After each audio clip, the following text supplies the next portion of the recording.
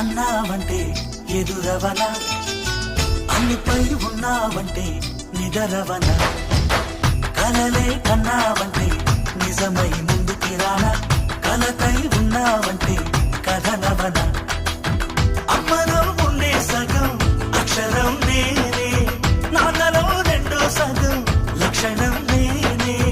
అమ్మతోడు నాన్నతోడు అన్ని నీకు అన్నే చూడు, చెల్లిపోని బంధం నేనమ్మా, చిటి చెల్లెమ్మా, వెళ్ళిపోని చుట్టం నేనమ్మా, అన్నలోని ప్రాణం. అందరికీ రాఖీ పండక్కి శుభాకాంక్షలు.